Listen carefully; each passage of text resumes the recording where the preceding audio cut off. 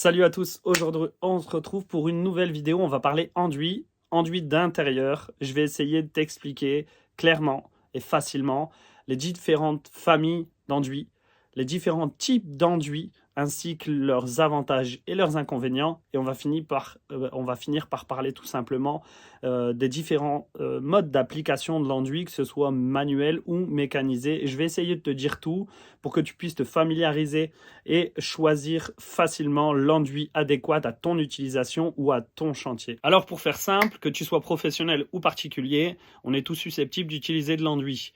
Que ce soit sur du neuf ou de la rénovation, un enduit va être utilisé pour reboucher un trou, pour aplanir un mur, ou des enduits un peu plus spécifiques pour coller des plaques de plâtre, pour coller des bandes à joint, ou même pour monter un mur avec des carreaux de plâtre. Alors si je te dis enduit, dans les familles d'enduits, il y a deux types de grandes familles. Tu vas avoir les premiers enduits qui sont des enduits en poudre, que tu vas devoir mélanger toi-même. La deuxième partie, ce sont des enduits en pâte, des enduits qui vont être prêts à l'emploi. Les deux ont des avantages et des inconvénients. Je vais essayer d'éclaircir un petit peu le sujet sur ces deux familles et que tu puisses choisir l'enduit qui est destiné à ton utilisation. Alors selon moi, il existe 5 familles d'enduits en poudre. Dans les 5 familles que je vais te citer tout de suite, tu vas avoir 2 familles qui vont être destinées au montage de murs ou alors au collage spécifique, l'exemple de bande à joint. Les 3 derniers enduits, ce sont des enduits qui sont généralement utilisés pour redresser un support. Quand tu utilises un enduit avant la peinture, c'est parce que tu as une nécessité technique de récupérer une planimétrie sur ton support pour qu'elle soit acceptable et que ce soit ton film de peinture en finition qui vienne le recouvrir et que tu aies un mur impeccable.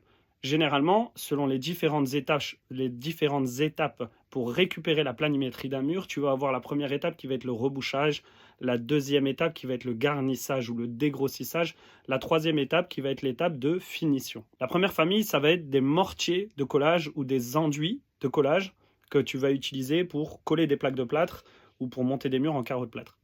La deuxième partie, ça va être des enduits de collage spécifiques avec un grain très fin qui vont être utilisés pour coller des bandes à joint et pour charger ces bandes à joint. La troisième famille d'enduits, ça va être des enduits de rebouchage, ça va être des enduits ponctuellement utilisés pour reboucher des grosses épaisseurs. La quatrième famille, ça va être des enduits de garnissage, voire des enduits de dégrossissage. C'est des enduits que tu vas utiliser en passe intermédiaire après le rebouchage, mais avant ta finition, pour aplanir un mur qui est très structuré, sur lequel tu as une planimétrie qui est complètement irrégulière et sur lequel tu vas avoir une nécessité d'utiliser un enduit en totalité sur ton mur pour récupérer un minimum de charge et revenir à presque une finition acceptable. Et la cinquième famille, ce sont les enduits de finition. Eux, ces enduits ne sont pas destinés à faire des grosses charges. Ce sont des enduits très fins, avec une finition au toucher qui est optimale, pour vraiment arriver en phase finale d'un mur avant la mise en peinture et d'avoir un support qui soit irréprochable. Que ce soit les mortiers de collage ou des enduits colle que tu utilises pour monter un mur ou coller des plaques de plâtre, ce sont des enduits qui ont un pouvoir adhésif un peu plus important qu'un enduit classique. C'est des enduits que tu vas pouvoir travailler sur des fortes épaisseurs. Attention, ce ne sont pas des enduits destinés à être mis en finition, parce que le grain de l'enduit n'est pas un grain qui est acceptable en finition. Ce sont aussi des enduits qui ont des difficultés à se poncer. Donc généralement, on va les utiliser au début d'une rénovation d'un mur, puisque tu as la possibilité de récupérer beaucoup d'épaisseur, soit pour redresser un mur, soit pour recombler une prise, soit pour reboucher une saignée ou autre. Les enduits de collage, quant à eux, souvent utilisés pour coller des bandes à joint ou recharger des bandes à joint ou finir même tout simplement ces bandes à joint, sont des enduits qui ont un pouvoir adhésif aussi, mais qui vont te permettre d'avoir une finesse de grain beaucoup plus importante. Un enduit qui va se travailler nettement mieux, plus fin et qui va se poncer aussi beaucoup plus facilement.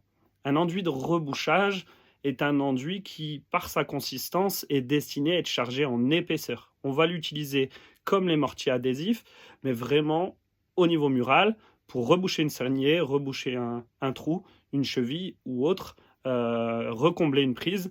Cet enduit va s'appliquer sur des fortes épaisseurs, va sécher vite Un enduit de garnissage, quant à lui, va être utilisé en passe intermédiaire après le rebouchage, mais avant l'enduit de finition. Un enduit de garnissage va être travaillé régulièrement sur des épaisseurs qui varient entre 3 à 5 mm, qui va être utilisé pour regarnir une planimétrie d'un mur, alors soit sur une toile de verre, soit sur un support qui a été détapissé et qui est très structuré, soit sur un enduit décoratif, soit sur tout simplement un mur neuf qui vient juste d'être monté, sur lequel tu veux redresser la totalité de ton mur avant de pouvoir justement le retravailler en finition et de le peindre.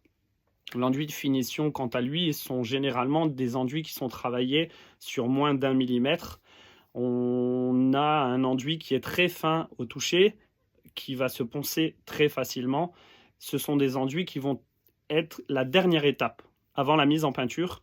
Ce sont un enduit qui va être utilisé pour rattraper des toutes petites imperfections qui sont parfois infimes, même à l'œil nu, où tu sens à peine au toucher, mais qui va te permettre vraiment d'utiliser et d'avoir une finition optimale avant ta mise en peinture.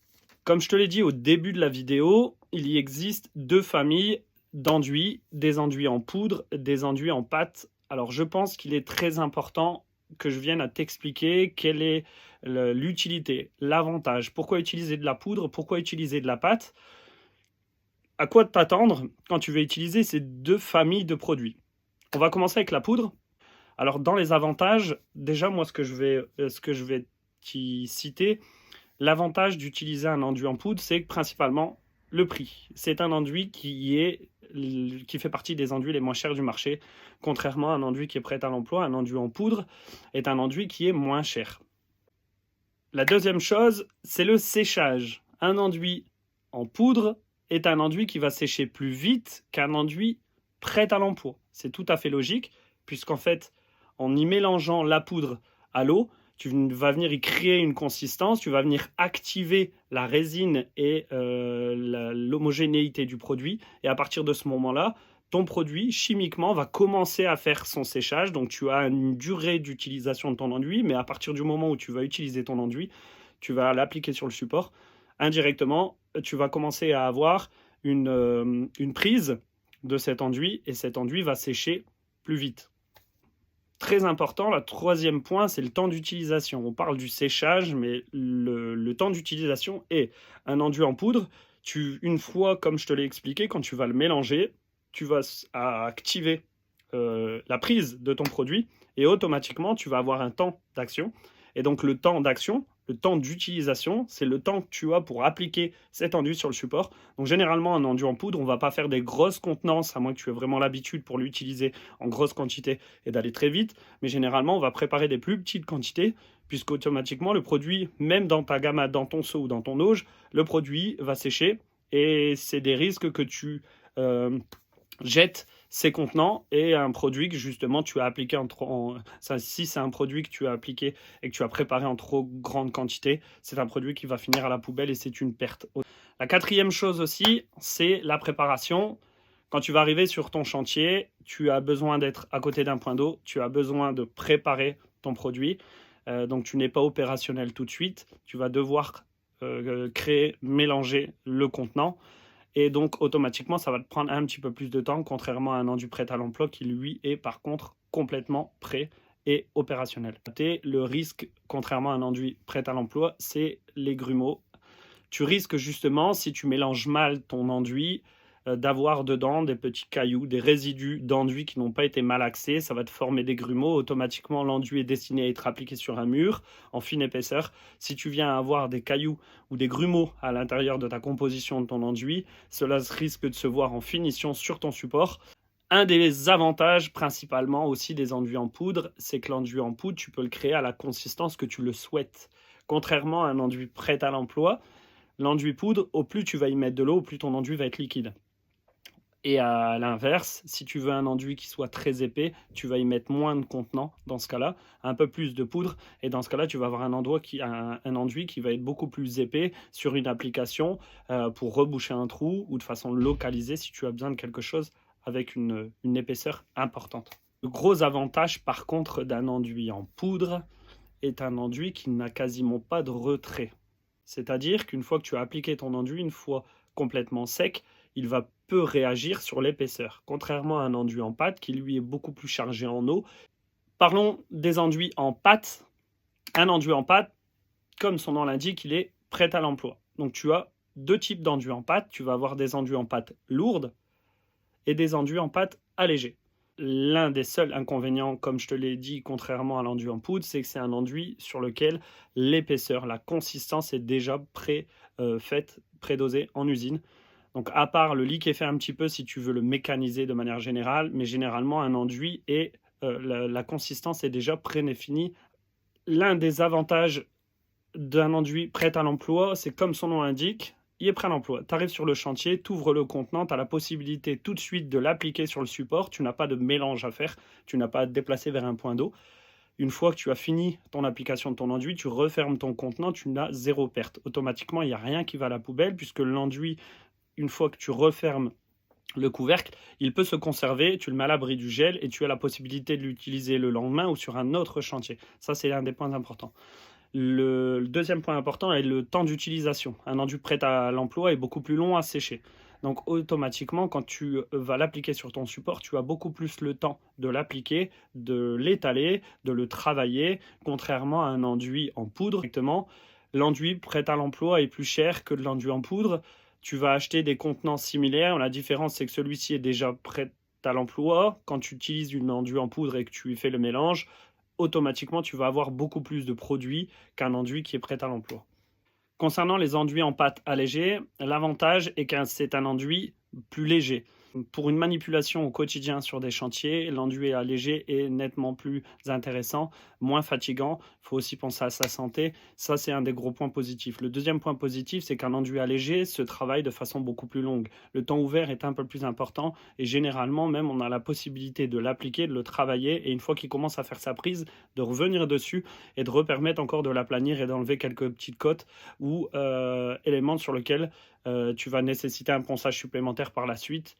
Un enduit allégé est nettement moins chargé en eau, donc automatiquement il va moins occasionner de retrait. Par contre, il est un petit peu plus cher. Concernant les enduits à joint, en poudre, tu as l'avantage d'avoir plusieurs possibilités de séchage d'enduits. Généralement, tu vas avoir des enduits en séchage en prise rapide, très rapide, des enduits en prise classique et des enduits en prise lente. En fonction de l'utilisation que tu vas en avoir, est-ce que tu vas le faire à la main, est-ce que tu vas le faire en mécanisé, et est-ce que tu vas faire des grosses contenances ou des petits contenances, est-ce que tu as un délai important à avoir pour dire de regarnir sur ton support de façon assez rapide pour finir le chantier rapidement. Pour finir cette explication sur les enduits, on va parler maintenant de l'application. Alors tout simplement, tu as deux possibilités d'appliquer ton support, d'appliquer ton enduit sur le support. La première est une application tout simplement manuelle. Alors à la méthode traditionnelle, ça va être avec des couteaux et des lames tout simplement, ou avec des outils de dernière génération qui sont un petit peu plus destinés à te faciliter l'application. Ça va être la première méthode d'appliquer tout simplement à l'ancienne, au couteau, tes enduits. Il te faut un coup de main un petit peu plus habitué. Et ce mode d'application, tu peux l'utiliser avec des enduits en poudre et des enduits en pâte. Généralement, tu as aussi la possibilité d'appliquer ton enduit au rouleau, tout simplement, souvent utilisé avec les enduits qui sont prêts à l'emploi. Tu peux l'utiliser aussi avec ton enduit en poudre, mais dans ce cas-là, tu vas privilégier une consistance un petit peu plus liquide pour dire d'appliquer ton enduit plus facilement sur le support. Et dans ce cas-là, tu vas utiliser des rouleaux adaptés. Alors, ce sont des rouleaux qui sont spécifiques pour l'application d'enduit, destinés à appliquer un enduit prêt à l'emploi, dit des enduits airless plus ou moins. Et dans ce cas-là, tu as la possibilité de l'appliquer avec ça, de le rouler, de venir lisser, enfin uniformiser au maximum ton enduit sur le support et de venir le lisser avec des outils adaptés. La deuxième grosse méthode d'application, ça va être le système mécanisé. Dans ce cas-là, tu as deux types de machines qui vont te permettre d'appliquer des enduits en mode mécanisé. Ça va être la première étape, ça va être les machines airless, qui sont des machines, des pompes à piston, qui vont te permettre d'aspirer ton enduit et de le pulvériser sur ton mur, et afin que tu puisses venir le lisser, pareil, avec des lames en finition. Attention, l'utilisation des enduits avec une machine airless, il faut utiliser des enduits non silicieux, sans grains. Donc généralement, c'est préconisé sur le pot. Tu vas avoir une utilisation avec un logo où c'est spécifié, manuel et mécanisé. Et dans ce cas-là, au moins, tu es sûr et certain de ne pas user et de créer une usure prématurée de ta machine puisque tu utilises un enduit qui ne sera pas adapté. Et la dernière étape, généralement où on peut utiliser quasiment tout type d'enduit, ça va être les machines à projeter. Ce sont des machines, là dans ce cas-là, si tu veux un rendement beaucoup plus important, tu as la possibilité d'utiliser, généralement ce sont des enduits qui sont prêts à l'emploi, qui peuvent être silicieux, la machine permettant d'appliquer ce type d'enduit et tu as même la possibilité d'adapter des accessoires pour utiliser des enduits en poudre dans ce type de machine. Mais là, ça reste bien spécifique, généralement utilisé par les professionnels pour faire des logements ou des choses comme ça sur des chantiers de grosse envergure. Si tu es encore là à cette période de la vidéo, écoute, ça me fait plaisir puisque au moins tu as été au bout. J'espère que le contenu de la vidéo t'a plu et qu'elle pourra être utile pour les prochains choix d'enduit que tu as à faire. N'hésite pas à t'abonner, n'hésite pas à un petit pouce bleu, ça me fait toujours plaisir et on se dit à bientôt pour de nouveaux épisodes.